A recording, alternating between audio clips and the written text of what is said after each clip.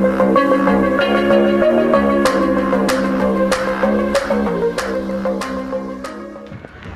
हिंद साथियों, आशा करता हूं सभी लोग मस्त शानदार जिंदाबाद होंगे अपने समस्त परिवार के साथ। मैं आज उत्तर प्रदेश जो पुलिस की तैयारी कर रहे हैं मेरे भाई बहन, उनके लिए मैं जीएस का ये प्रैक्टिस सेट लेकर के आया हूं। और इस प्रैक्टिस सेट में 30 से लेकर के 35 एमसीक्यू क्वेश्चन है मित्र। और लेकिन मैं आपसे एक बात कहूंगा, मैं दावे के साथ कह सकता हूं कि 30 से 35 क्वेश्चन आपके कम से कम 300 क्वेश्चनों पर कंट्रोल नियंत्रण स्थापित करेंगे। अर्थात 30 क्वेश्चन आप 30 क्वेश्चन के माध्यम से आप 300 क्वेश्चन सही कर ले जाएंगे। इस बात का दावा है मेरा, इस बात का दावा है मित्र मेरा। इसलिए सेशन बहुत इंपॉर्टेंट है। और आप एक काम करिए, नोटबुक लिख के बैठिए और एक बेहतरीन नोट्स बनाते जाना मित्र, जो आपके एग्जाम में टाइम में जो अंतिम समय चल रहा है आपको, उसमें आप बेहतर से बेहतर कर पाओ, ताकि आपके कंधों पर वर्दी हो। जो आपके माँ बाप ने सपना देखा है कि मेरा बेटा पुलिस कांस्टेबल बनेगा, सिपाही बनेगा, अपने माँ बाप के सपनों को पूरा कर पाओ। उसमें जो आपके माँ बाप ने सपना देखा है, हो सकता है कि ये सेशन जो मैं 10 से 15 सेट लेकर के आऊँगा, प्रैक्टिस सेट, आपके जीवन को बदल दे और आपको उस ऊंचाई तक पहुँचा दे जो आपके माँ बाप ने सपना देखा है आपके प्रति, कि मेरा बच्चा उत्तर प्रदेश पुलिस की वर्दी पहन के आएगा, आने वाला भविष्य आपका बेहतर हो। तो मतलब इसी बात की कामना करते हुए हम लोग चलते हैं अपने सेशन की ओर।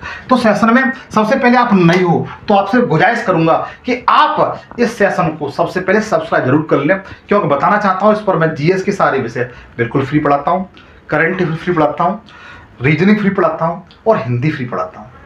ये सारी चीज़ें आप कर लेंगे, सेशन को सब्सक्राइब कर लेंगे तो सारी चीज़ें, सारे जो भी पढ़ाऊंगा उसका नोटिफिकेशन आप तक पहुंचता रहेगा। सेशन अच्छा ही लगे तो लाइक जरूर करिएगा। और मुझे भाई मानते हैं तो हाथ जोड़ के आपसे रिक्वेस्ट करता हूं मैं, मेरे भाई बहनों, आप इस सेशन को 5 दोस्तों के साथ जरूर शेयर करते हैं और सेशन को सब्सक्राइब जरूर कर लें। इस बात को रिक्वेस्ट कर रहा हूं आपसे। और जिस क्वेश्चन का आंसर पूछूं, कमेंट सेक्शन खुला हुआ है, आप कमेंट सेक्शन में उसका जवाब दे सकते हैं। पहला क्वेश्चन आपकी स्क्रीन पर दिया हुआ है, ये बेहतरीन क्वेश्चन है, पूछा गया क्वेश्चन है। आप लोगों को ये बताना है कि अंतर्राष्ट्रीय जो योग दिवस है वो कब मनाया जाता है। अंतर्राष्ट्रीय योग दिवस कब सेलिब्रेट करते हैं? क्या 20 जून को करते हैं, 21 जून को करते हैं, 22 जून को करते हैं, 23 जून को करते हैं? ये पूछा गया है कि जो अंतर्राष्ट्रीय योग दिवस है उसे कब मनाते हैं। तो आपको बताना चाहता हूं कि अंतर्राष्ट्रीय योग दिवस प्रतिवर्ष 21 जून को मनाते हैं। कब मनाते हैं? 21 जून को मनाते हैं। बी इस क्वेश्चन का राइट आंसर है। इसकी शुरुआत कब से हुई थी? तो इसकी जो शुरुआत है मनाने की वो 21 जून वर्ष 2014 से हुई थी। इसकी शुरुआत कब से हुई थी? तो 21 जून वर्ष 2014 से हुई थी। लेकिन अपने जो देश के प्रधानमंत्री मोदी जी ने इसे 69वीं जो संयुक्त राष्ट्र महासभा है, संयुक्त राष्ट्र महासभा में इसकी बैठक हो रही थी, 69वीं बैठक हो रही थी वर्ष 2014 में। तो मोदी जी ने इसके लिए प्रस्ताव रखा था कि प्रतिवर्ष 21 जून को संयुक्त अंतर्राष्ट्रीय योग दिवस मनाया जाए। तो इसके लिए क्या हुआ, जो यूएनओ है, यूएनओ ने क्या किया कि इसे 11 दिसंबर 2014 को इसको मंजूरी दे दी। क्या कर दी? मंजूरी दे दी यूएनओ ने। ठीक है, तब से 21 जून 2015 से विश्व में का मित्र विश्व में योग दिवस के रूप में मनाया जाने लगा। तो पूछा जा सकता है अंतर्राष्ट्रीय योग दिवस मनाने की शुरुआत कब से हुई थी? भारत में तो वर्ष 2014 से हो गई थी, लेकिन अंतर्राष्ट्रीय स्तर पर इसकी मनाने की शुरुआत कब से हुई थी? तो बता सकते हैं 21 जून 2015 से। ये फैक्ट अच्छे हैं, हो सकता है किसी न किसी तरीके से आपको यह एग्जाम में टहलते हुए देखते हुए मिल जाए। सेशन अच्छा लग रहा हो तो प्लीज लाइक जरूर कर दीजिएगा। अगला क्वेश्चन आपकी स्क्रीन पर दिया हुआ है, पूछा ये गया है विजयवाड़ा। विजयवाड़ा किस नदी के किनारे पर है? सबसे पहले आपको यह बताना चाहिए कि विजयवाड़ा है किस राज्य में है। तो आप बता दीजिए आंध्र प्रदेश में है। किसमें? आंध्र प्रदेश में। आंध्र प्रदेश का एक शहर है मेरे भाई। ठीक है, आंध्र प्रदेश का एक शहर है विजयवाड़ा।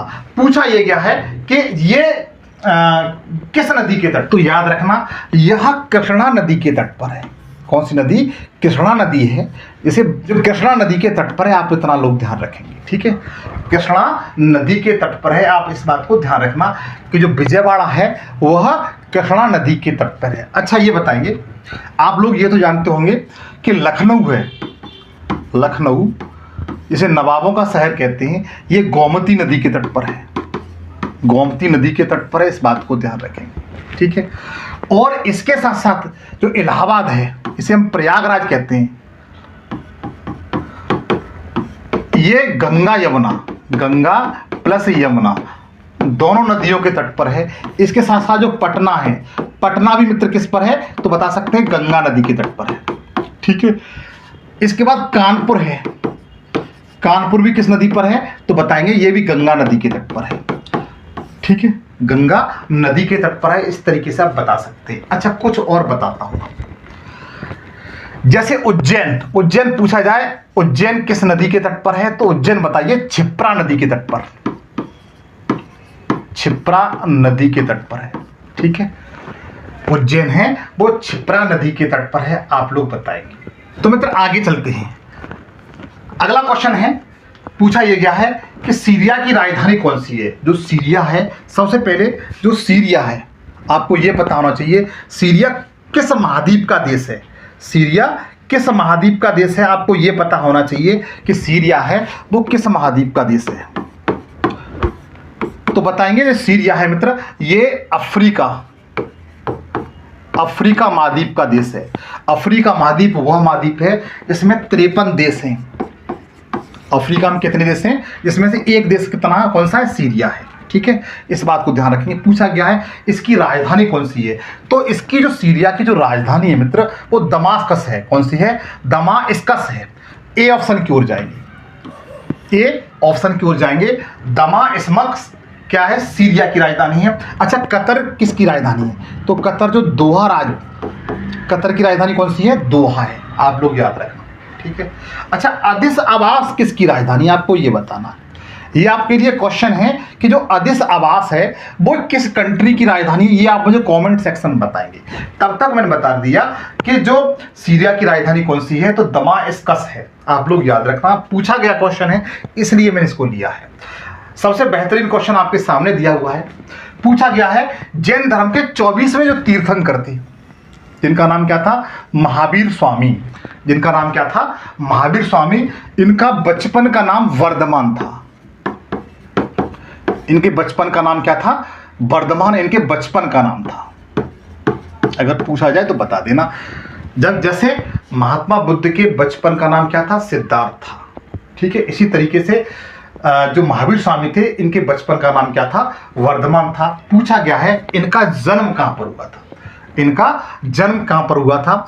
तो इनका जन्म मित्र वैशाली में हुआ था। कहां पर हुआ था? आधुनिक जो बिहार है, बिहार में एक स्थान है वैशाली, वैशाली गणराज्य में इनका जन्म हुआ था मित्र, ठीक है। वैशाली मतलब गणराज्य था उस समय। गणराज्य का मतलब ये है कि आपने पढ़ा होगा 16 महाजनपद, महाजनपद इतिहास में पढ़ा होगा। 16 जहां महाजनपदों में से एक ये भी था वैशाली। और वैशाली कैसा राज्य था? ये गणराज्य था। कैसा? गणराज्य था, गणराज्य, जहां पर आपके जो 24वें तीर्थंकर थे महावीर स्वामी, इनका जन्म हुआ था। अच्छा 16 महाजनपद है मित्र, इनका वर्णन किसमें मिलता है? इनका वर्णन किसमें मिलता है? तो एक बौद्ध ग्रंथ है जिसका नाम क्या है? अंगुत्तर निकाय। क्या नाम है? अंगुत्तर निकाय। अंगुत्तर निकाय में आप देखेंगे 16 महाजनपदों का वर्णन मिलता है। क्वेश्चन आया हुआ है मित्र, इसलिए बता रहा हूं, ऐसे ही नहीं बता रहा हूं। ये सारे क्वेश्चन आए हुए हैं, किसी न किसी परीक्षा में क्वेश्चन आए हुए हैं, तब बता रहा हूं। जो बौद्ध ग्रंथ कौन सा है? अंगुत्तर निकाय में 16 महाजनपदों का वर्णन है। और एक जैन ग्रंथ भी है जिसका नाम है भगवती सूत्र। भगवती सूत्र, भगवती सूत्र में भी 16 महाजनपद का वर्णन है। ये जैन ग्रंथ है भगवती सूत्र। पूछा जाए कि जैन ग्रंथ कौन सा है? तो भगवती सूत्र। बौद्ध ग्रंथ कौन सा है? अंगुत्तर निकाय। इन दोनों में 16 महाजनपदों का वर्णन है। लेकिन पूछा क्या गया है हमारे क्वेश्चन में, 24वें तीर्थंकर हैं, उनका जन्म कहां पर हुआ था? तो वैशाली में हुआ था, जिनका नाम क्या था? महावीर स्वामी था। इनके बचपन का नाम क्या था? तो वर्धमान था। अच्छा तीर्थंकर कौन थे? ये तो 24वें नंबर के थे। ये कौन से नंबर के थे? 24वें नंबर के थे। पहले जो तीर्थंकर थे उनका नाम क्या था? तो ध्यान रखना, प्रथम तीर्थंकर। प्रथम तीर्थंकर का जो नाम था वो ऋषभदेव था। ऋषभदेव था, आप लोग याद रखना। क्या नाम था? ऋषभदेव था, आप लोग याद रख सकते हैं। और जो 24वें तीर्थंकर कौन थे? महावीर स्वामी थे। अच्छा, 23वें तीर्थंकर थे। 23वें तीर्थंकर कौन थे? तो बता सकते हैं, अरिष्टनेमी थे। अरिष्टनेमी थे, ये 23वें तीर्थंकर थे। अच्छा, महावीर स्वामी का कभी कभी चिन्ह पूछ लिया जाता है कि महावीर स्वामी का पद चिन्ह कौन सा था? तो इनका जो पद चिन्ह था मित्र, शेर था। क्या था? शेर था, आप लोग याद रखना। ठीक है, हो सकता है ये पूछ लिया जाए। आगे चलते भाई, गदर पार्टी के जो सह-संस्थापक कौन थे ये पूछा गया है। गदर पार्टी थी, आपने इस पार्टी का नाम जरूर सुना होगा कि गदर पार्टी के सह-संस्थापक कौन थे ये पूछा है। तो सबसे पहले बताना चाहता हूं, जो गदर पार्टी है इसकी स्थापना है वो 1913 में हुई है। कब हुई है? 1913 में आपकी इसकी स्थापना हुई है गदर पार्टी की। गदर पार्टी की स्थापना कब हुई है? 1913 में। और कहां पर हुई है तो बता सकते हैं, स्थान का अगर पूछा जाए तो स्थान बताइए, सैन फ्रांसिस्को में। कहां पर? San Francisco. सैन फ्रांसिस्को में गदर पार्टी की स्थापना हुई है। और इसके सह संस्थापक कौन थे तो बता सकते हैं, इसके सह संस्थापक कौन थे? वह आपके लाला हरदयाल थे। डी ऑप्शन की ओर जाएंगे भाई, डी ऑप्शन की ओर जाएंगे। डी इस क्वेश्चन का बिल्कुल राइट आंसर है। अच्छा, दादा भाई नौरोजी। दादा भाई नौरोजी ने जब ब्रिटिश का शासन था अपने इंडिया में, उस समय धन निकासी का सिद्धांत दिया था। पूछा जा सकता है कि ब्रिटिश काल में धन निकासी का सिद्धांत किसने दिया था? तो दादा भाई नौरोजी ने दिया था मेरे भाई। किसने दिया था? दादा भाई नौरोजी ने दिया था। अच्छा, जो गोपाल कृष्ण गोखले हैं, कौन मित्र? गोपाल कृष्ण गोखले हैं। इन्होंने सर्वेंट सोसाइटी की, कौन सी? सर्वेंट सोसाइटी की स्थापना की थी। किसकी? सर्वेंट सोसाइटी की स्थापना की थी मित्र। ठीक है, आप लोग याद रखना। इसके साथ साथ महात्मा गांधी जी के राजनीतिक गुरु भी थे। ये कौन थे? गोपाल कृष्ण गोखले। तो बता सकते हैं यह महात्मा गांधी जी के राजनीतिक गुरु थे। क्या थे मित्र? राजनीतिक गुरु थे, आप लोग याद रखना। अच्छा, ये तो महात्मा गांधी जी के राजनीतिक गुरु थे गोपाल कृष्ण गोखले, लेकिन गोपाल कृष्ण गोखले के राजनीतिक गुरु कौन थे? अगर पूछा जाए कि गोपाल कृष्ण गोखले के राजनीतिक गुरु कौन थे तो बताइए, एम.जी. रनाडे।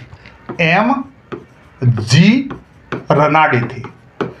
एम.जी. रनाडे थे गोपाल कृष्ण गोखले के राजनीतिक गुरु। और गोपाल कृष्ण गोखले ने सर्वेंट सोसाइटी एक संस्था थी उसकी स्थापना की थी, आप लोग याद रखना। धन निकासी का सिद्धांत किसने दिया है तो बता सकते हैं, दादा भाई नौरोजी ने दिया है। ठीक है, आप लोग इस तरह से बता सकते हैं। अब चलते हैं अगले क्वेश्चन की ओर।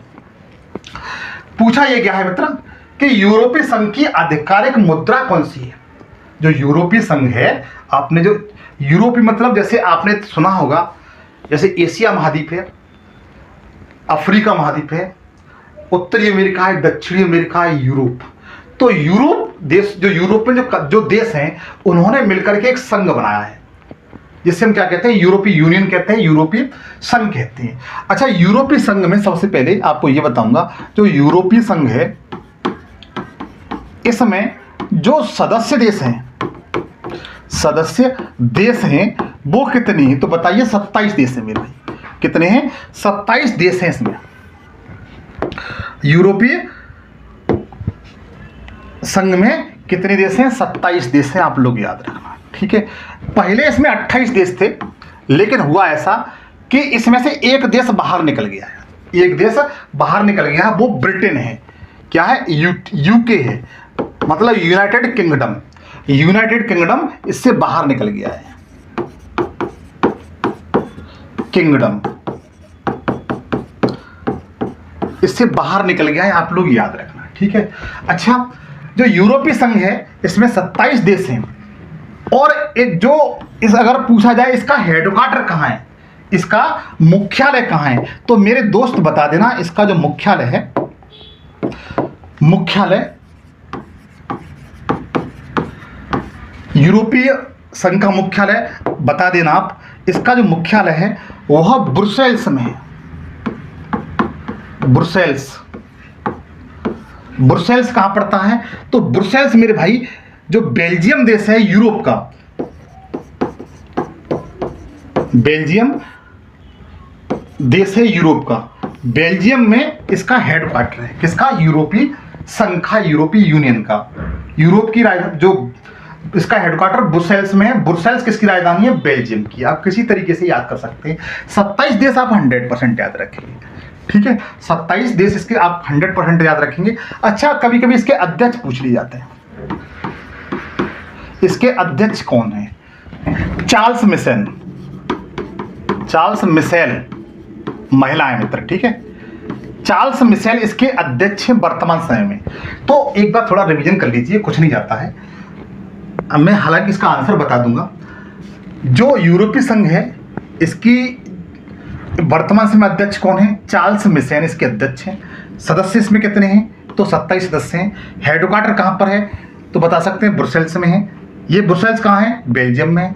और इसकी स्थापना कब हुई थी, अगर स्थापना पूछी है तो बताइए 2008 और 9 में इसकी स्थापना हुई थी यूरोपीय संघ की, ठीक है। इन बातों को याद रखना। इसकी आधिकारिक मुद्रा कौन सी है, तो बता देना यूरो इसकी आधिकारिक मुद्रा। ए ऑप्शन की ओर जाएंगे, ए ऑप्शन की ओर जाएंगे। येन आपको पता है येन किस देश की मुद्रा है, तो येन मित्र जापान की मुद्रा है। जापान की मुद्रा कौन सी है, येन है। डॉलर, डॉलर मित्र अमेरिका की मुद्रा है, ठीक है। पॉन्ड्स किस देश की मुद्रा है, तो बताइए पॉन्ड्स जो मुद्रा है वो यूके की, मतलब यूनाइटेड किंगडम की मुद्रा है। पॉन्ड्स है वो यूनाइटेड किंगडम की मुद्रा है। डॉलर ये अमेरिका की मुद्रा है। येन जापान की मुद्रा है। और अगर टका पूछा जाए, टका, तो बांग्लादेश की मुद्रा है, बांग्लादेश की मुद्रा। अच्छा, मैं आपसे एक क्वेश्चन पूछता हूं, जो रुपया है, रुपया है वो विश्व के कितने देशों में प्रचलित है, जैसे भारत का रुपया, इस तरीके से कितने देशों में रुपया चलता है, नेपाल में रुपया चलता है, इस तरह से कितने देशों में रुपया चलता है। तो हालांकि ये बातें आपकी समझ में आ चुकी होंगी।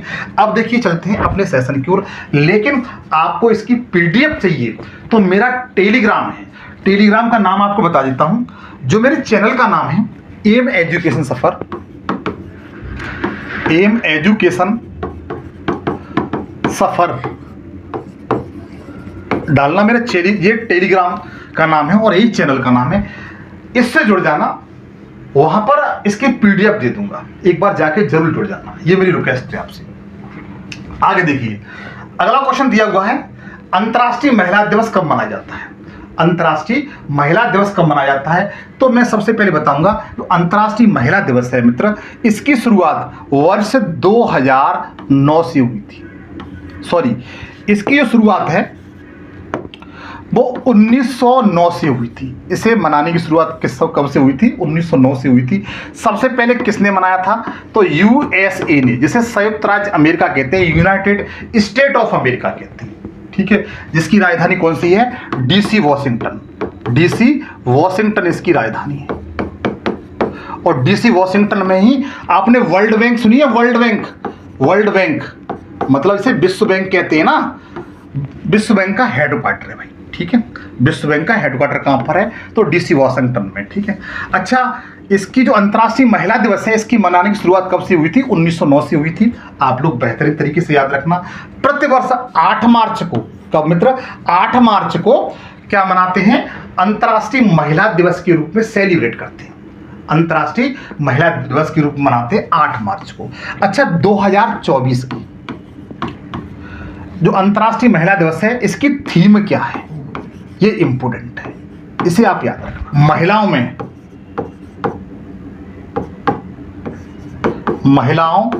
में निवेश करें,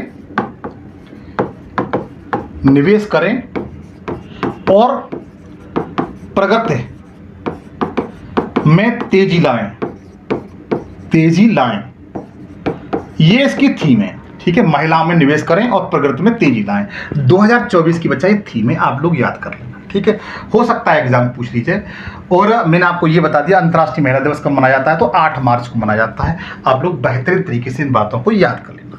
आगे ध्यान दीजिए, पूछा यह गया है राष्ट्रीय युवा दिवस, पहले नंबर ये पूछा जा सकता है राष्ट्रीय जो युवा दिवस है वो किस तिथि को मनाया जाता है। ये राष्ट्र की बात चल रही है, अपने देश की बात चल रही है।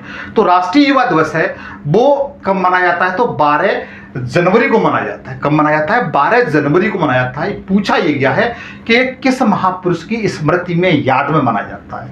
ऑप्शन आपके सामने दिए हुए, आप लोग बताइए इस क्वेश्चन का राइट आंसर क्या है। पहला फैक्ट आप लोग ये क्लियर कर लेना कि राष्ट्रीय युवा दिवस कब मनाते हैं, तो 12 जनवरी को मनाते हैं। कब मनाते हैं, 12 जनवरी को मनाते हैं। इस बात को ध्यान रखना, ठीक है। अब आपको बताना है कि यह किस महापुरुष की याद में मनाते हैं, तो ध्यान रखना यह स्वामी विवेकानंद जी। कौन, स्वामी विवेकानंद जी की स्मृति में मनाते हैं। जो स्वामी विवेकानंद जी हैं, इन्होंने 1893 में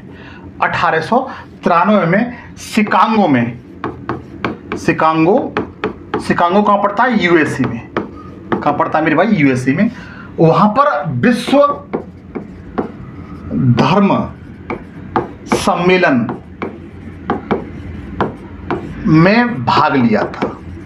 ये पूछा जाता है स्वामी विवेकानंद जी ने मतलब कब विश्व जो धर्म सम्मेलन हुआ था वो कहाँ पर हुआ था, यूएसए के शिकागो में, वहाँ भाग लिया था। कब लिया था, 1893 में। हो सकता है फैक्ट के रूप में ये पूछ लिया जाए, आप लोग इसको बात को याद रखिएगा।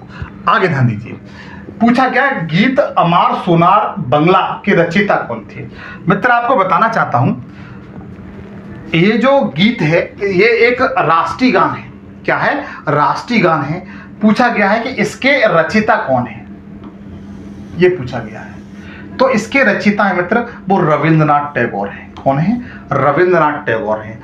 रविंद्रनाथ टैगोर ने 2 देशों का राष्ट्रीय गान लिखा है। एक भारत के राष्ट्रीय गान लिखा है और एक बांग्लादेश, जो बांग्लादेश है अपना पड़ोसी मुल्क है, उसका भी राष्ट्रीय गान लिखा है। तो बता सकते हैं इन्होंने 2 देशों का राष्ट्रीय गान लिखा है। राष्ट्रीय गान लिखा है सबसे पहले भारत का, दूसरा नंबर बांग्लादेश का। बांग्लादेश का राष्ट्रीय गान लिखा है। अच्छा, जो अमार सोनार बंगला है ये बांग्लादेश का क्या है, बांग्लादेश का राष्ट्रीय गान है। क्या है, राष्ट्रीय गान है। इस बात को ध्यान रखेंगे।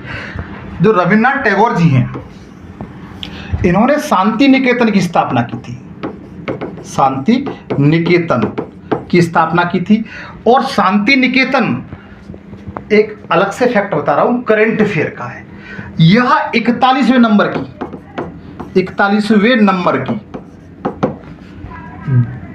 भारत में विश्व विरासत स्थल है।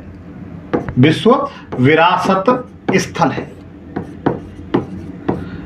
क्या है, विश्व विरासत स्थल है। अगर पूछी जाए कि टोटल अब तक भारत में कितने विश्व विरासत स्थल हैं तो बताइए 43 है। कितनी है, 43। टोटल कितनी है, 43 हैं।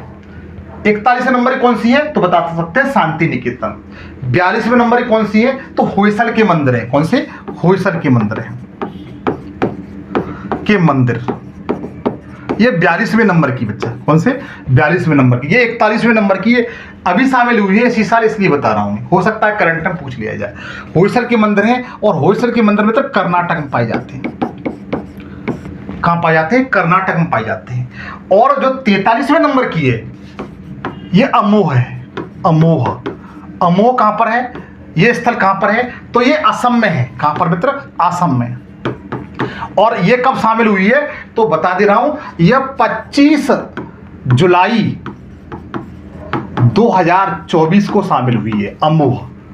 तो आप अमोह देख रहे हैं, अमोह 43वें नंबर की विश्व विरासत स्थल है जो कहां पर है, असम में है। इसे अभी शामिल किया गया 25 जुलाई 2024 को। ये करंट का डाटा है।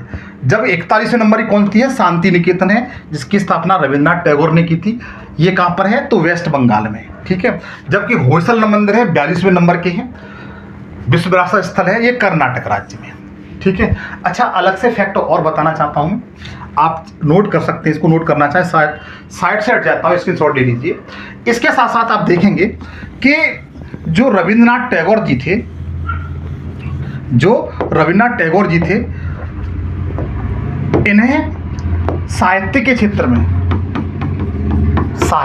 क्षेत्र में गीतांजलि के लिए 1913 में क्या मिला था? नोबेल पुरस्कार मिला था। क्या मिला था? नोबेल पुरस्कार मिला था। आप लोग याद रखना, कब मिला था? 1913 में मिला था। और इसके साथ साथ यह साहित्य के क्षेत्र में नोबेल पुरस्कार पाने वाले पहले एशियाई व्यक्ति थे। भारतीय व्यक्ति थे ही थे, लेकिन पहले एशियाई व्यक्ति भी थे। इस बात को भी ध्यान रखें। सेशन समझ में आ रहा हो तो मित्र, मैं आपसे हाथ जोड़ के रिक्वेस्ट करता हूं कि सेशन को सब्सक्राइब जरूर कर लेना। पूरा प्रैक्टिस सेट लगाना मित्र, छोड़ के जाओगे आपकी जिम्मेदारी होगी। आगे ध्यान दीजिए। लोकप्रिय काल्पनिक उपन्यास, लोकप्रिय भी है और काल्पनिक भी है। इसका नाम क्या है? चंद्रकांता। चंद्रकांता जो नाटक है, जो उपन्यास है, सॉरी नाटक नहीं उपन्यास है ये, इसके रचयिता कौन है? ये रचना किसकी है? क्या जयशंकर प्रसाद जी की है, या देवकीनंदन खत्री की है, मुंशी प्रेमचंद जी की है, या मैथिली शरण गुप्त की है? तो याद रखना, जो कल्पना जो चंद्रकांता नाटक है, जो रचना है, यह देवकीनंदन खत्री की है। किसकी है? देवकीनंदन खत्री की है। आप लोग याद रख सकते हो, ठीक है। आगे चलते हैं। पूछा गया है कि जो नागपुर शहर है ये महाराष्ट्र में है। सबसे पहले नागपुर शहर महाराष्ट्र में है, किसके लिए प्रसिद्ध है? जैसे आपने देखा होगा, जो फिरोजाबाद है उत्तर प्रदेश का फिरोजाबाद है, ये जिसे सुहागनगरी कहा जाता है, ये चूड़ियों के लिए प्रसिद्ध है। या कांच उद्योग के लिए प्रसिद्ध है। कौन सा? फिरोजाबाद। कांच उद्योग के लिए कौन प्रसिद्ध है? फिरोजाबाद। अच्छा, कैंची उद्योग के लिए, अगर कैंची उद्योग की बात की जाए तो कैंची उद्योग के लिए बता देना, उत्तर प्रदेश का रामपुर प्रसिद्ध है। और अगर पूछा जाए ताले के लिए कौन सा शहर प्रसिद्ध है? ताला उद्योग के लिए बता सकते हैं आप। ताला उद्योग के लिए अलीगढ़ प्रसिद्ध है। अलीगढ़ ताला उद्योग के लिए जाना जाता है। इसके साथ साथ इत्र उद्योग के लिए कन्नौज प्रसिद्ध है। कौन सा? कन्नौज है। कन्नौज उद्योग के लिए, इत्र उद्योग के लिए प्रसिद्ध है, ठीक है। अच्छा, एक क्वेश्चन आपसे पूछता हूं मैं, भारत का मानचेस्टर किस शहर को कहते हैं? भारत का मानचेस्टर किस शहर को? चलो मैं ही बता देता हूं। भारत का मानचेस्टर किसे कहते हैं? मानचेस्टर मित्र, यह यूके का, यूनाइटेड किंगडम का एक शहर है जो कपड़ा उद्योग के लिए जाना जाता है। किसके लिए? कपड़ा उद्योग के लिए जाना जाता है। इसी तरीके से भारत का ऐसा कौन सा शहर है जो कपड़ा उद्योग के लिए बहुत प्रसिद्ध है? तो भारत का मानचेस्टर किसे कहते हैं? तो ध्यान रखना, अहमदाबाद को कहते हैं। किसको कहते हैं? अहमदाबाद को कहते हैं। आप लोग याद रखना, अहमदाबाद, और ये गुजरात में पड़ता है, ठीक है। अगर ये क्वेश्चन ऐसे आ जाए कि उत्तर भारत का या उत्तर प्रदेश का, यूपी का मानचेस्टर किसे कहते हैं? यूपी का मानचेस्टर किसे कहते हैं? तो आप बता देना कि यूपी का मानचेस्टर हम कानपुर को कहते हैं। किसको कहते हैं? कानपुर को कहते हैं। आप लोग याद रखना मेरे भाई, ठीक है। अगर ये पूछा जाता है कि दक्षिण भारत का मानचेस्टर किसे कहते हैं, अगर ये पूछा जाए कि दक्षिण भारत का मानचेस्टर किसे कहते हैं, तो बताइएगा कि दक्षिण भारत का मानचेस्टर आपका कोयम्बटूर कहते हैं। कोयम्बटूर, और कोयम्बटूर कहां पड़ता है? तो कर्नाटक में पड़ता है। कहाँ पड़ता है? कर्नाटक में पड़ता है, आप लोग याद रखना। हम लोग क्वेश्चन पे आते हैं। पूछा ये गया है कि नागपुर निम्न में से किसके लिए प्रसिद्ध है? तो सेब, ये संतरे के लिए जाना जाता है। किसके लिए मित्र? संतरे के लिए जाना जाता है। बी ऑप्शन की ओर जाएंगे, नागपुर संतरों के लिए जाना जाता है। ठीक है, ये सब बातें आपकी समझ में आ रही होगी। मैंने आपसे वादा किया था कि आपको इसमें 30 से 35 क्वेश्चन मिलेंगे, लेकिन ये 30 से 35 क्वेश्चन आपको 300 क्वेश्चन देके जाएंगे, इस बात का दावा है। और मैं अपनी बात पर बिल्कुल 100% खरा उतरूंगा। लेकिन आप प्लीज एक काम करिए कि आप इस सेशन को सबसे पहले लाइक कर दीजिए। लाइक करने से आपके फिंगरप्रिंट सही हो जाएंगे और कुछ नहीं होगा। ठीक है, आगे ध्यान दीजिए। पूछा यह गया है, इंदिरा गांधी राष्ट्रीय कला केंद्र, इंदिरा गांधी राष्ट्रीय कला केंद्र का मुख्यालय कहां पर है? का हेडक्वार्टर कहां पर है? तो हेडक्वार्टर तो मैं आपको बता देता हूं, ये नई दिल्ली में है भाई। कहां पर है? नई दिल्ली में है। इंदिरा गांधी राष्ट्रीय कला केंद्र कहां पर है? तो नई दिल्ली में। और यह जो इंदिरा गांधी राष्ट्रीय कला केंद्र है, यह भारत सरकार की संस्कृति मंत्रालय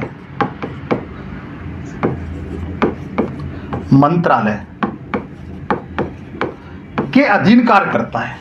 के अधीन एक स्वतंत्र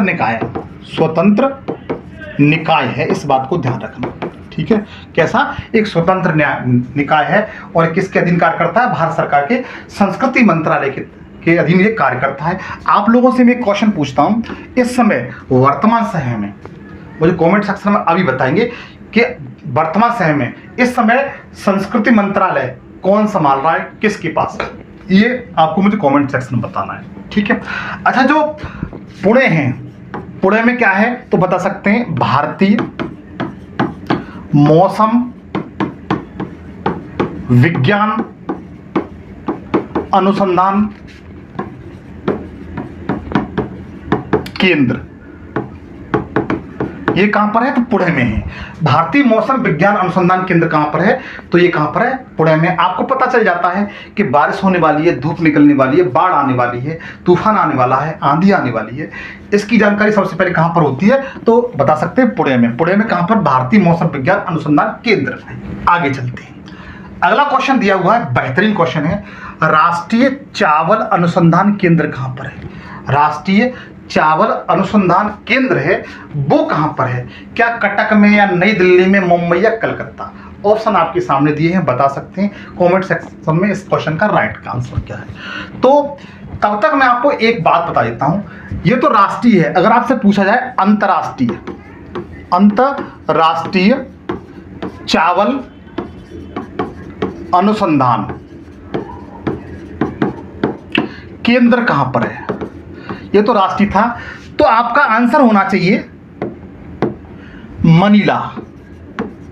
कहां पर है? मनीला। अब आप कहेंगे मनीला कहां, ये क्या है? तो मनीला मित्र, आपने एक देश सुना होगा, फिलीपींस। फिलीपींस देश सुना होगा, जो पूर्वी देश है, एशिया का पूर्वी देश है फिलीपींस, और यह प्रशांत महासागर में स्थित है। तो ये फिलीपींस की राजधानी क्या है? मनीला। मनीला में अंतर्राष्ट्रीय चावल अनुसंधान केंद्र है। कहां पर है? फिलीपींस की राजधानी मनीला में। मनीला में अंतर्राष्ट्रीय चावल अनुसंधान केंद्र है, आप लोग याद रखना। अच्छा, न्यू डेवलपमेंट बैंक, इसे एनडीबी कहते हैं। क्या कहते हैं? एनडीबी कहते हैं, एनडीबी, न्यू डेवलपमेंट बैंक। इसका भी हेडक्वार्टर मेरे भाई कहां पर है? वो भी मनीला में। वो कहां पर है? मनीला में। लेकिन राष्ट्रीय चावल अनुसंधान केंद्र कहां पर है? तो बताइए, राष्ट्रीय चावल अनुसंधान केंद्र कहां पर है?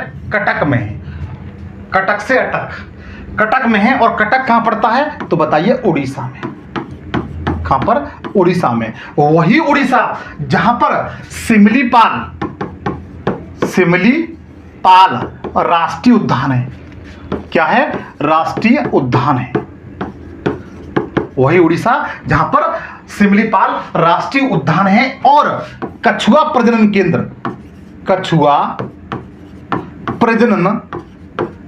केंद्र, ये भी कहां पर है? ये भी मित्र उड़ीसा में है। ठीक है, इस बात को ध्यान रखेंगे।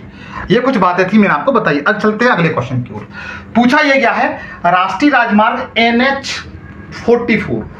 NH का मतलब होता है नेशनल हाईवे। NH का मतलब क्या होता है? N और H का मतलब ये होता है नेशनल हाईवे। 44 किन दो शहरों को जोड़ता है? तो सबसे पहली बात आपको ये बताना चाहता हूं कि यह भारत का सबसे लंबा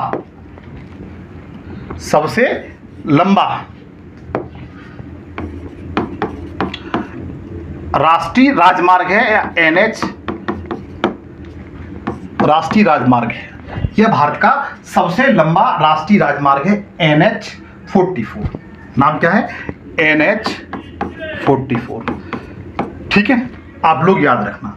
अच्छा, मैं आपसे पूछता हूं कि ये कहां से कहां तक किन दो शहरों को जोड़ता है? तो बताइए। यह श्रीनगर से लेकर के कन्याकुमारी तक जाता है। कितना आता है? श्रीनगर से लेकर के कन्याकुमारी तक जाता है। इसकी जो लंबाई कितनी है ये मैं बताता हूं। तो मित्र, इसकी लंबाई जो है वो आप नोट कर लीजिए। इसकी जो लंबाई है 4112 किलोमीटर है। कितनी है इसकी लंबाई? कितनी है? 4112 किलोमीटर है, जो भारत का सबसे लंबा राष्ट्रीय राजमार्ग है। अगर पूछा जाए कि उत्तर प्रदेश के कितने जिलों से होकर गुजरता है, उत्तर प्रदेश के कितने जिलों से होकर गुजरता है, तो उत्तर प्रदेश के 4 जिले हैं यूपी की। कौन कौन से हैं? तो जरा नोट कर लीजिए कौन कौन से हैं। सबसे पहले आगरा, मथुरा, झांसी और ललितपुर। इन 4 जिलों से होकर गुजरता है। ठीक है, इन 4 जिलों से होकर गुजरता है। इसकी टोटल लंबाई 4112 किलोमीटर है। आप लोग बेहतरीन तरीके से इन बातों को याद रख सकते हो। अगले क्वेश्चन की ओर चलते हैं। पश्चिम बंगाल में स्थित सुंदरवन, जो सुंदरवन है वो एक उदाहरण है। किसका उदाहरण है ये पूछा गया है। ऑप्शन आपके सामने है। क्या पर्वतीय वन का उदाहरण है, या उष्णकटिबंधीय वन का उदाहरण है, या उष्णकटिबंधीय पर्णपाती वन का उदाहरण है, या मैंग्रोव वन का उदाहरण है? ये क्वेश्चन फेवरेट क्वेश्चन है हर बोर्ड का, आपको याद कर लेना चाहिए। तो पश्चिम बंगाल में मित्र जो वन पाए जाते हैं वो मैंग्रोव प्रकार के वन पाए जाते हैं। कौन से? मैंग्रोव प्रकार के वन पाए जाते हैं। यद्यपि भारत में उष्ण कटिबंधीय मानसूनी प्रकार की जलवायु पाई जाती है। जलवायु कैसी पाई जाती है? उष्ण कटिबंधीय मानसून प्रकार की जलवायु पाई जाती है। लेकिन पश्चिम बंगाल में वन पाए जाते हैं वो मैंग्रोव प्रकार के वन पाए जाते हैं। ऐसे वन जो दलदली क्षेत्र में उत्पन्न होते हैं वैसे वनों को क्या कहते हैं? मैंग्रोव वन कहा जाता है।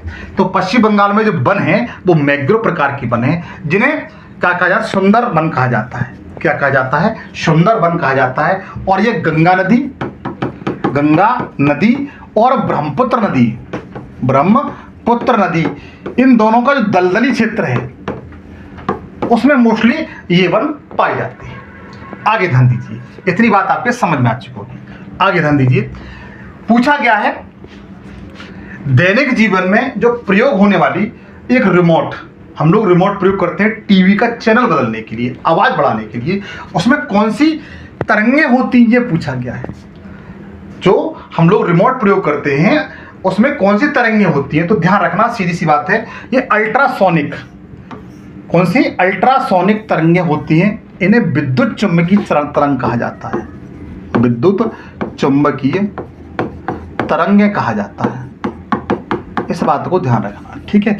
अल्ट्रासोनिक तरंगें उसमें होती हैं, आप लोग याद रखना। अगला क्वेश्चन है, अच्छा क्वेश्चन है, पूछा गया है कौन सा बैक्टीरिया दही के गठन के लिए जिम्मेदार है?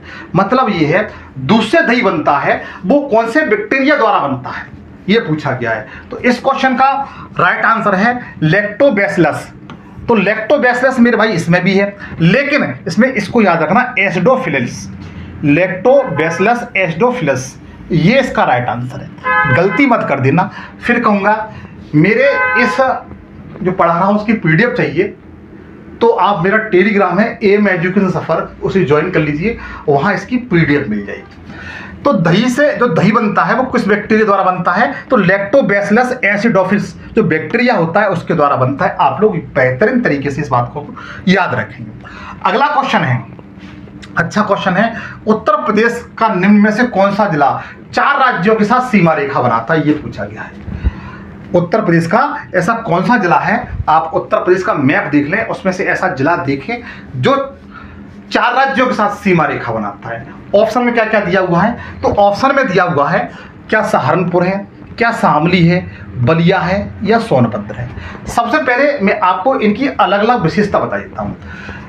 उत्तर प्रदेश का मैप आप देखेंगे, उत्तर प्रदेश के मैप में अगर दिशाओं का वर्णन करेंगे तो दिशाओं पाएंगे ये पूर्वी साइड है, ईस्ट है और ये वेस्ट है, ये नॉर्थ है और ये साउथ है। ठीक, अगर पूछा जाए कि यूपी का, उत्तर प्रदेश का सबसे पूर्वी जिला कौन सा है, तो पूर्वी जिले में बताएंगे आप शामली है। कौन सा? शामली है। पश्चिमी जिले की बात की जाए तो पूर्वी जिले की बात की जाए तो पूर्वी जिला आपका बलिया है मित्र। कौन सा? बलिया है। गलती हो जाती है, पूर्वी जिला कौन सा है? बलिया है। पश्चिमी जिला कौन सा है? तो शामली है। कौन सा है? शामली। अगर उत्तरी जिला पूछा जाए तो बताइए सहारनपुर है। सहारनपुर जो इसके ऑप्शन में है। ये कौन सा है? उत्तरी जिला है। उत्तरी जिला है उत्तर प्रदेश का। और ये कौन सा है? पश्चिमी जिला है। बलिया मैंने बताया आपको पूर्वी जिला। अब अच्छा आपका सोनभद्र। सोनभद्र है, ये उत्तर प्रदेश का दक्षिणी जिला है। दक्षिणी जिला। इस बात को, इन बातों को आप समझ गए होंगे। अब क्वेश्चन पे आते हैं तो आप मैप पे देखेंगे जो सोनभद्र है, कौन सा मित्र? सोनभद्र है जो उत्तर प्रदेश का सबसे दक्षिणी जिला है। यह 4 राज्यों से, कितने राज्यों से? 4 राज्यों से सीमा रेखा बनाता है। अगर 4 राज्यों के नाम दे दी जाए तो इस प्रकार से, जैसे नंबर 1 पे देखेंगे आप, नंबर 1 पर मध्य प्रदेश। मध्य प्रदेश जिसे MP कहते हैं। MP मतलब मनी प्रॉब्लम नहीं, मध्य प्रदेश। दूसरा है आपका छत्तीसगढ़। तीसरा है आपका झारखंड और चौथा है आपका बिहार। तो ध्यान रखिएगा, सोनभद्र है 4 राज्यों से सीमा रेखा बनाता है। उत्तर प्रदेश का मात्र एक जिला है। एक बात और बताऊंगा, सोनभद्र उत्तर प्रदेश के साथ साथ भारत का एकमात्र जिला है जो 4 राज्यों से सीमा रेखा बनाता है। राज्य मैंने आपके सामने बता दिए। ठीक है, एक क्वेश्चन आपसे पूछता हूं, आप ये बताइए कि जो नेपाल है, नेपाल एक देश है, उसके साथ साथ भारत, उत्तर प्रदेश के कितने जिले सीमा रेखा बनाते हैं? यद्यपि ये क्वेश्चन इसमें दिया हुआ है, मैं आगे आपको बताऊंगा। तो मित्र ये क्वेश्चन आपका यहां से क्लियर हो गया। आशा करता हूं इतनी बातें समझ में आ गई। आगे चलते हैं। हाँ देखो, वही क्वेश्चन आ गया जो मैंने आपसे पूछा था। उत्तर प्रदेश के कितने जिले नेपाल के साथ सीमा रेखा बनाते हैं? क्या 6 बनाते हैं, 7 बनाते हैं, 8 बनाते हैं, 9 बनाते हैं? तो आप लोग याद रखना, जो 7 जिले हैं, कौन से 7 जिले हैं, वह नेपाल के साथ साथ सीमा रेखा बनाते हैं। किसके साथ साथ? नेपाल के साथ साथ सीमा रेखा बनाते हैं। आप लोग बेहतरीन तरीके से याद रखना। इसमें से कुछ बता देता हूं, जैसे लखीमपुर खीरी है। लखीमपुर खीरी, अच्छा लखीमपुर खीरी बनाता है। दूसरे नंबर पर श्रावस्ती बनाता है, बस्ती बनाता है, बहराइच बनाता है। अच्छा लखीमपुर खीरी की विशेषता बताऊं, यह उत्तर प्रदेश का, किसका? यूपी का क्षेत्रफल की दृष्टि से सबसे बड़ा जिला है। सबसे बड़ा जिला है लखीमपुर खीरी। 3 मैंने बता दिए, 4 आप नेट पे सर्च कर लेंगे। ठीक है, अगर पूछा जाए कि सबसे छोटा जिला कौन सा है उत्तर प्रदेश का, तो बताइए हापुड़।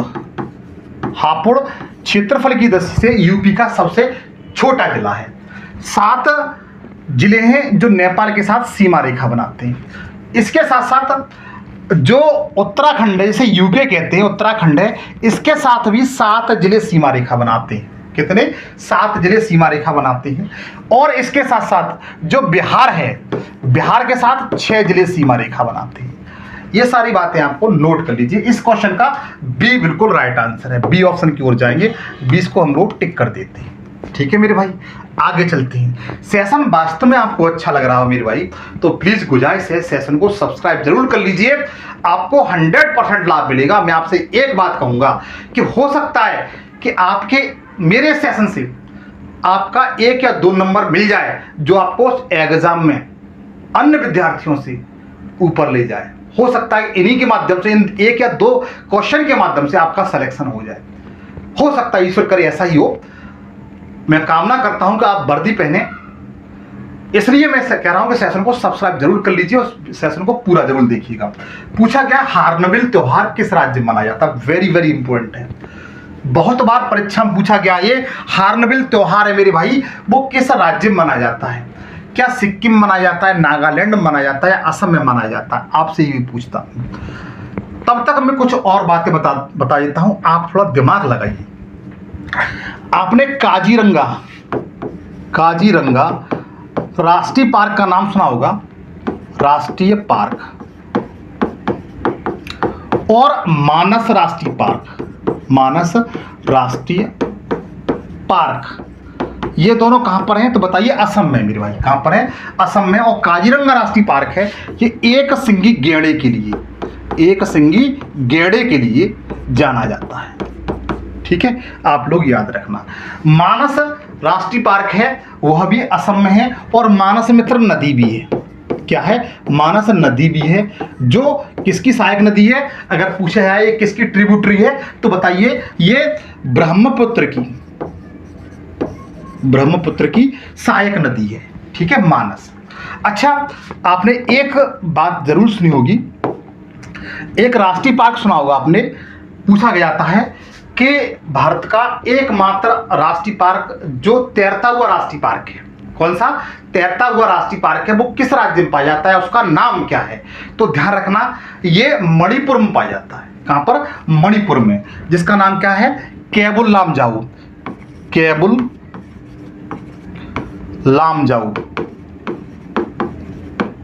राष्ट्रीय पार्क।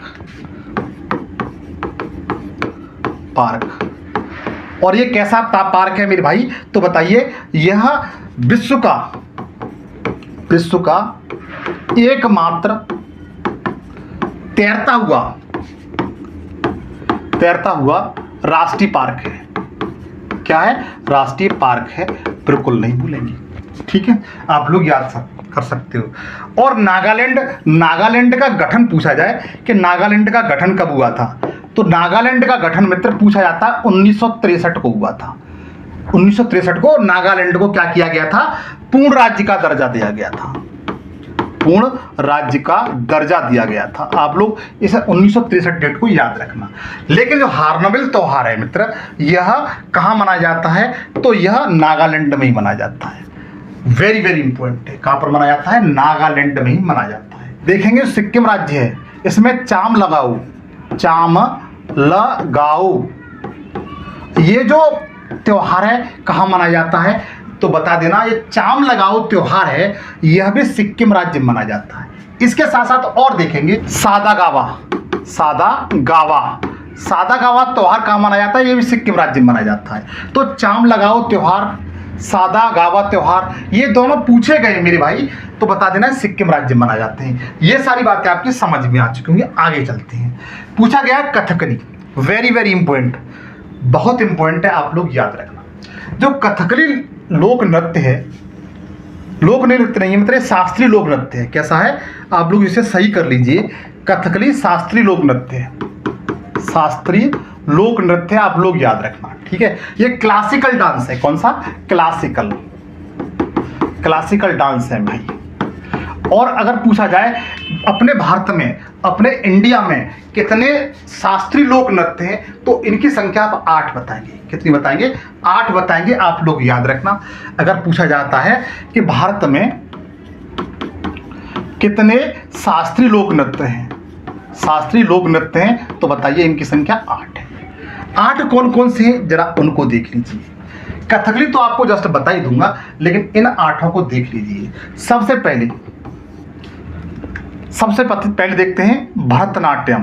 भरतनाट्यम ये कहाँ का है तो बताइए, तमिलनाडु का है, तमिलनाडु। ये क्लासिकल डांस है भाई, आप लोग याद रखना। दूसरा नंबर कथकली।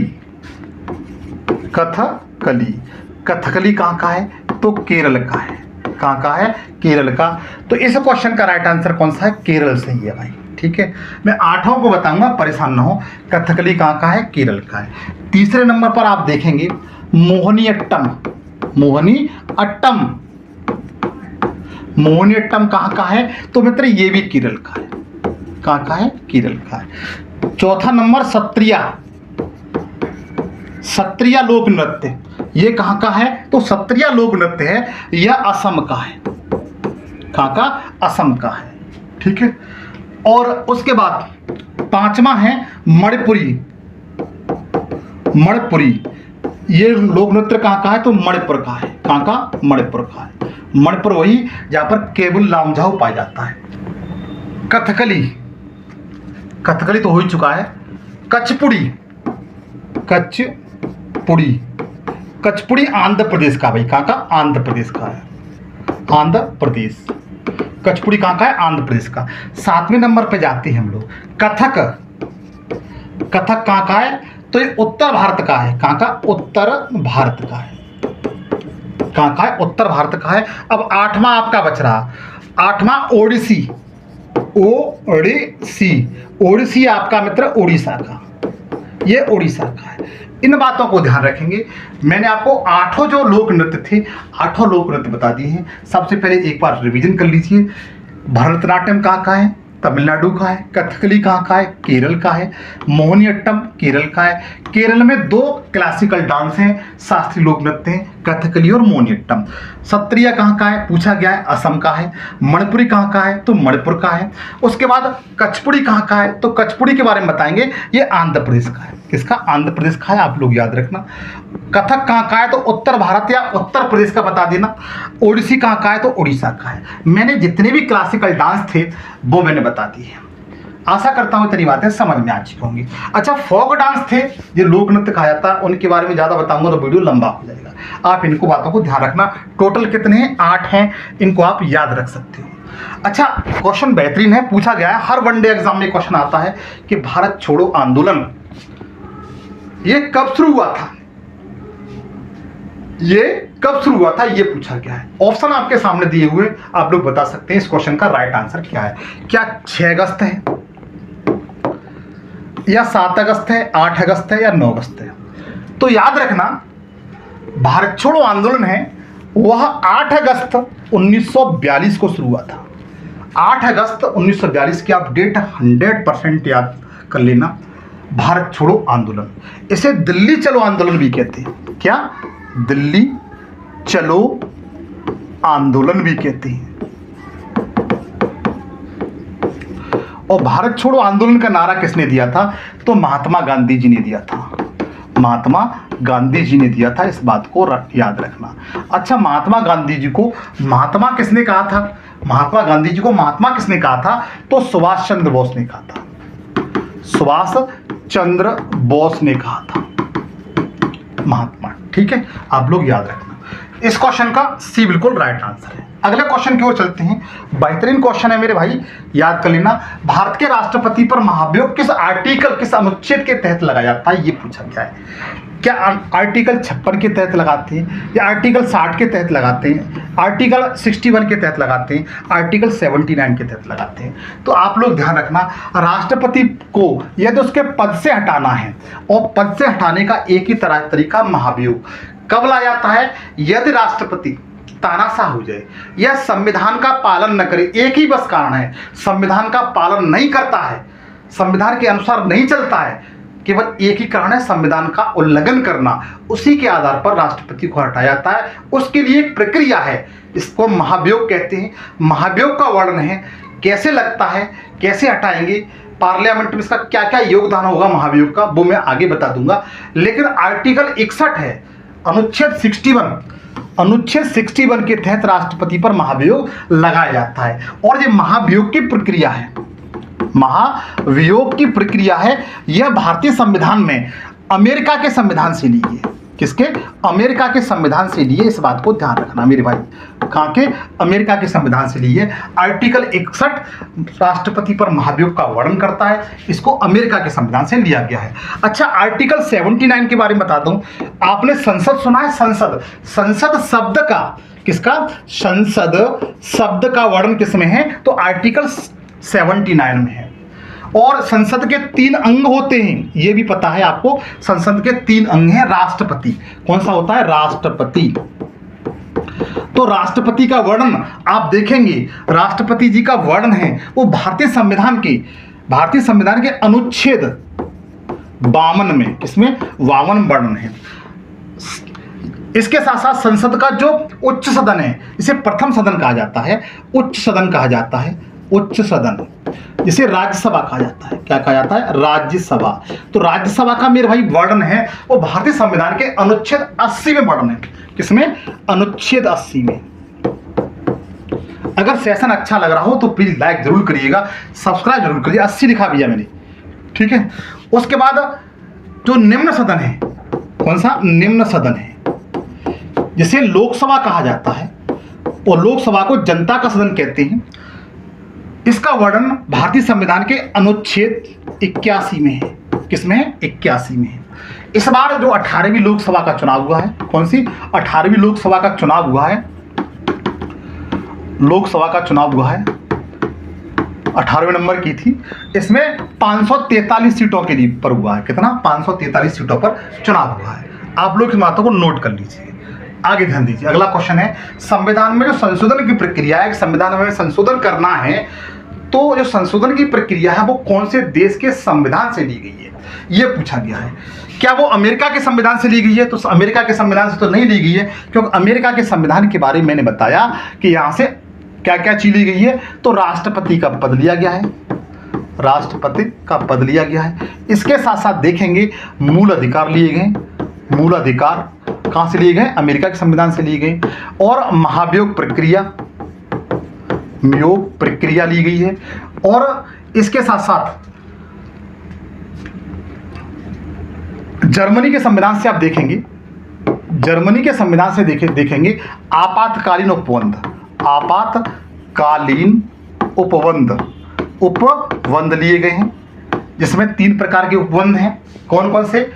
राष्ट्रीय आपातकाल, राष्ट्रपति शासन और वित्तीय आपातकाल। हालांकि इनके बारे में आगे बताऊंगा। रूस के संविधान से क्या लिए गए मेरे भाई? तो रूस के संविधान से बताइए कि मूल कर्तव्य लिए गए हैं। मूल कर्तव्य लिए गए हैं। मूल कर्तव्य कब लिए गए थे? तो 42वां जो संविधान संशोधन था, 42वां संविधान संशोधन था, उसके तहत स्वर्ण सिंह समिति की सिफारिश पर लिए गए। ठीक है, 42वें संविधान को लघु संविधान भी कहते हैं, इस बात को ध्यान रखेंगे। ठीक है, रूस के संविधान से लिए गए, इनकी संख्या 11 है। अच्छा, संविधान में संशोधन की प्रक्रिया है, ये आपके दक्षिण अफ्रीका के संविधान से लिए। किससे? दक्षिण अफ्रीका के संविधान से लिए, आप लोग याद रखना। और भारतीय संविधान का जो आर्टिकल है, अनुच्छेद 368 में, किसमें? 368 में संविधान में संशोधन प्रक्रिया का वर्णन किया गया है। इन बातों को बेहतरीन तरीके से याद रखना मेरे भाई। अगर सेशन में मजा आ रहा है, अच्छा लग रहा है, तो प्लीज लाइक जरूर करिए, सेशन पे सब्सक्राइब जरूर कर लीजिएगा। मैं दावे के साथ कहता हूं, मैं जिस तरीके से पढ़ा रहा हूं, आपको 300 क्वेश्चन दे के जाऊंगा, ये आपके भाई का वादा है। आगे ध्यान दीजिए, अगला क्वेश्चन दिया गया है, पूछा यह गया है कि संविधान के कौन से अनुच्छेद में पंचायती राज व्यवस्था का वर्णन है? किसमें? पंचायती राज व्यवस्था का वर्णन है। क्या अनुच्छेद 20 में, अनुच्छेद 40 में, अनुच्छेद 60 में या अनुच्छेद 80 में? तो आपको बताना चाहता हूं कि इस क्वेश्चन का राइट आंसर तो वैसे 20 ही है। आर्टिकल 40 किसका वर्णन करता है? पंचायती राज का वर्णन करता है। किसका? पंचायती राज का वर्णन करता है। आप लोग ध्यान रखना, पंचायती राज की शुरुआत कब से हुई थी? तो बता सकते हैं 2 अक्टूबर 1959 में जो तत्कालीन प्रधानमंत्री जवाहरलाल नेहरू, जिसे जेएल नेहरू कहते हैं, नेहरू ने राजस्थान की नागौर से, किससे, नागौर से इसकी शुरुआत की थी। राजस्थान के नागौर में सबसे पहले पंचायती राज का क्या किया था, उद्घाटन किया था। ठीक है, और इन्हें संवैधानिक दर्जा कब दिया गया था, इनको संवैधानिक दर्जा, जो पंचायती राज व्यवस्था है इसको संवैधानिक दर्जा कब दिया गया था, तो बताना चाहता हूं। इसके लिए 73वां संविधान संशोधन जो कब हुआ था, 1992 में हुआ था। 74वां संविधान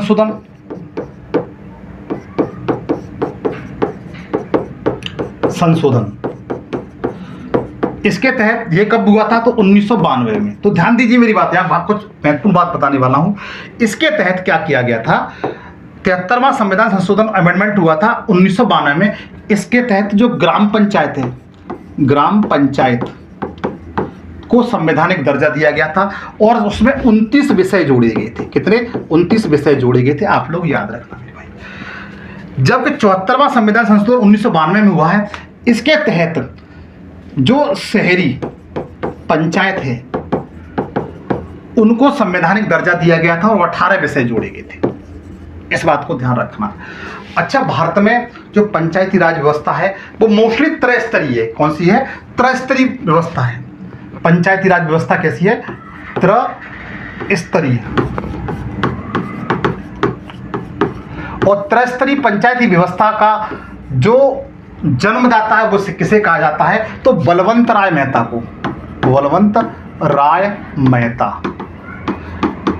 बलवंत राय मेहता ने भारत में ये कहा था कि भारत में त्रिस्तरीय पंचायती राज व्यवस्था होनी चाहिए। ठीक है, तो ध्यान दीजिए, आप चाहो तो नोट कर सकते हैं, चाहे तो मेरे टेलीग्राम से जुड़ जाइए, इसकी पीडीएफ दे दूंगा भाई। ठीक है, सेशन को प्लीज सब्सक्राइब जरूर करिए और दोस्तों के साथ शेयर जरूर कर दीजिएगा।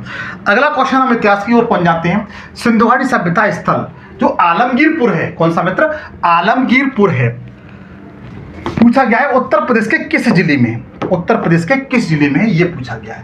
जो सिंधु घाटी सभ्यता का नाम जरूर सुना होगा, उसमें एक स्थल है आलमगीरपुर, वह उत्तर प्रदेश के किस जिले में, तो ध्यान रखना यह उत्तर प्रदेश के मेरठ जिले में। लेकिन यहीं से मेरा काम खत्म नहीं हो गया, मैं आगे बताता हूं। सिंधु घाटी सभ्यता है, अगर देखा जाए तो जो मेरठ में आलमगीरपुर था, यह सिंधु घाटी सभ्यता का सबसे पूर्वी स्थल था। कैसा स्थल था, पूर्वी स्थल था। आप लोग याद रखना, सिंधु घाटी सभ्यता कैसा स्थल था, सबसे पूर्वी स्थल था। और सिंधु घाटी सभ्यता का आकार ही बता रहा हूं। सिंधु घाटी सभ्यता का मित्र आकार है वो त्रिभुजाकार है, इस टाइप से। कैसा है, त्रिभुजाकार है सिंधु घाटी सभ्यता का आकार, पूछा जाता है। तो अगर इसका पूर्वी स्थल पूछा जाए, इसका पूर्वी स्थल कौन सा है, तो बताइए आलमगीरपुर है, आलमगीरपुर है। और आलमगीरपुर कहां पर है, तो बता सकते हैं मेरठ में, यूपी के मेरठ में। और ये आलमगीरपुर है, ये किस नदी के तट पर है, पूछा जा गया है कि सिंधु घाटी सभ्यता का जो पूर्वी स्थल है वह किस नदी के तट पर है, आलमगीरपुर। तो ये हिंडन नदी है मेरे भाई, कौन सी, हिंडन नदी के तट पर, हिंडन नदी के तट पर है था, याद रखना मेरे भाई। ठीक है, अच्छा, इसके बाद सबसे पश्चिम, ये तो सबसे पूर्वी हो गया, ये कौन सा स्थल हो गया, पूर्वी स्थल। अगर पश्चिमी स्थल की बात की जाए तो सुतकांगेडोर था। कौन सा था, सुतकांगेडोर। और सुतकांगेडोर कहां पर है, तो बताइए, सुतकांगेडोर है ये सिंधु नदी के तट पर, सिंधु नदी के तट पर था। और ये आधुनिक पाकिस्तान में था।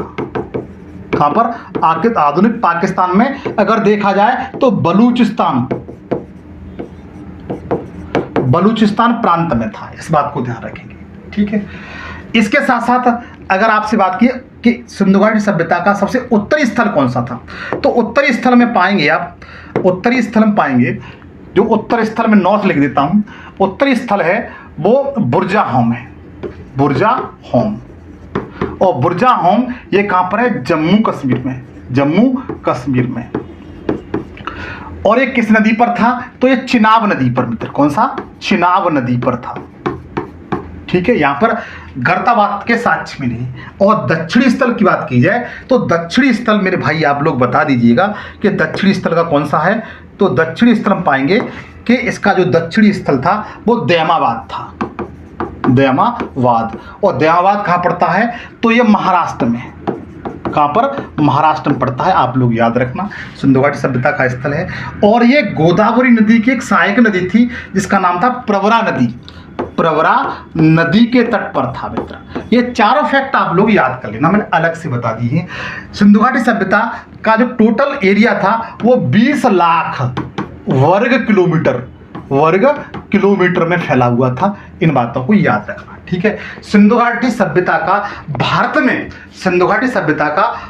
में सबसे बड़ा क्षेत्रफल की दृष्टि से स्थल कौन सा है? अगर ये क्वेश्चन आता है तो आप बताना कि सिंधु घाटी सभ्यता का क्षेत्रफल की दृष्टि से सबसे बड़ा स्थल भारत में सबसे बड़ा स्थल सिंधु घाटी सभ्यता का,